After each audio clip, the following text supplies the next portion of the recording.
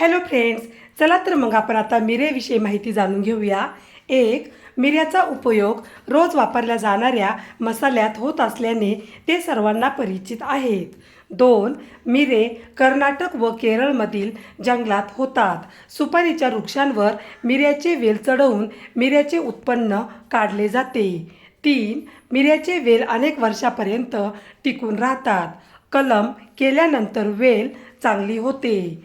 चार, काळे आणि पांढरे असे दोन मिऱ्याचे प्रकार आहेत. अर्धवट पिकलेले मिरे वाळवले की ते काळ्या रंगाचे होतात. हे काळेभोर मिरे बाजारात विकले जातात. मिरे पिकल्यानंतर त्याची टरफले आपोआप निघून जातात व पांढरे बनतात. त्या मिऱ्यांना सफेद पांढरे मिरे म्हणतात. पाच, पांढऱ्या रंगाच्या खाद्यपदार्थात व पापडामध्ये पांढरे मिरे वापरले जातात. तसेच नेत्ररोगांत अंजन म्हणूनही त्यांचा उपयोग केला जातो. सहा, सर्दीमध्ये सुंठेपेक्षा मिरे अधिक चांगले असतात. साध्या सर्दीवर मिरे उत्तम असतात. सात, पांढरे मिरे तिखट, उष्ण, रसायन व सारक आहेत. ते त्रिदोष दूर करणारे, विशेषतः नेत्ररोग, विष व भूतबाधा नष्ट करणारे आहेत. आठ, पांढरे मिरे दह्यात अथवा मधात घालून सकाळ संध्याकाळ डोळ्यात घातल्याने रातांधळेपणा दूर होतो. नऊ, सर्दीमुळे घसा खराब असेल तर काळ्या मिरीचा काढा फायदेशीर ठरतो. 10, सर्दी झाल्यानंतर गरम दुधात काळी मिरी पूड टाकून हे दूध प्यावे. तसेच वारंवार सर्दी होत असेल, शिंका येत असतील तर एका मिरीपासून सुरुवात करून रोज एक मिरी वाढवत न्यायची. 15 दिवसापर्यंत असे करून पुन्हा एक एक मिरी पुढचे 15 दिवस कमी करत जायचे. अशा प्रकारे मिरी घेतल्यास वारंवार होणारी सर्दी एका महिन्यात समाप्त होते. 11, घसा बसणे. काळ्या मिरीची पूड, तूप आणि साखर एकत्र करून हे चाटण घेतल्यास बंद गळा मोकळा होतो आणि आवाज देखील चांगला होतो.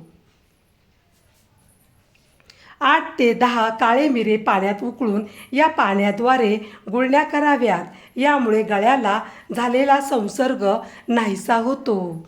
12, त्वचा रोग. काळी मिरी तुपात बारीक करून त्याचा लेप करावा. हा लेप त्वचेचा संसर्ग, फोड, मुरूम इत्यादींवर लावावा. 13, सर्दी, पडसे, खोकला झाल्यास 8 ते 10 काळे मिरे, 10 ते 15 तुळशीची पाने एकत्र करून त्याचा चहा प्यावा. आराम मिळतो.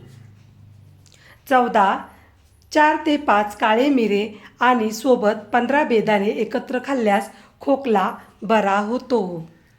15, 100 ग्रॅम गूळ विरघळून त्यात 20 ग्रॅम काळ्या मिरीची पावडर मिसळावी. थोडे थंड झाल्यानंतर त्याच्या छोट्या छोट्या गोळ्या बनवाव्या. जेवल्यानंतर 2-2 गोळ्या खाल्ल्यास खोकल्यासाठी आराम मिळतो. 16, खोकला झाल्यास अर्धा चमचा काळ्या मिरीचे चूर्ण आणि अर्धा चमचा मध एकत्र करून हे चाटण दिवसातून 3 ते 4 वेळा चाटावे. खोकला दूर होतो. 17, काळी मिरी दातांचे आणि हिरड्यांच्या वेदना दूर करते. त्यासाठी काळ्या मिरीसोबत मीठ एकत्र करून त्याची पेस्ट बनवावी. ती पेस्ट दातांवर आणि हिरड्यांवर लावावी. वेदना कमी होतात.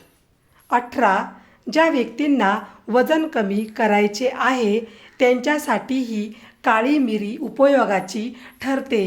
कारण मिरीमध्ये असे काही घटक आहेत जे वजन वाढविणाऱ्या पेशी कमी करतात. 19, खोकल्यामध्ये काळी मिरी गरम दुधात मिसळून ते दूध घेतल्यास फायदा होतो.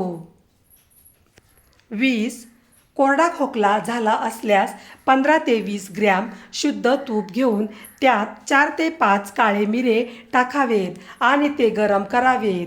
काळी मिरी कडकडून वर येईल तेव्हा भांडे गॅसवरून खाली उतरवावे. नंतर यामध्ये 20 ग्रॅम पिठी साखर घालावी. काळी मिरी चावून खाऊन टाकावी.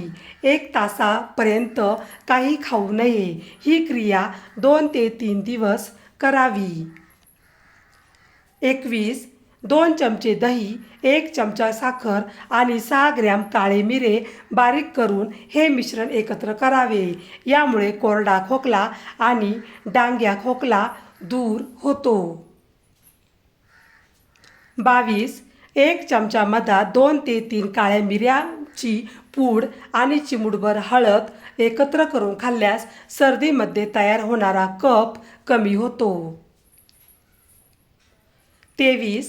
उलटी जुलाब होत असल्यास काळी मिरी, हिंग आणि कापूर प्रत्येकी 5 ग्रॅम घेऊन एकत्र करावे.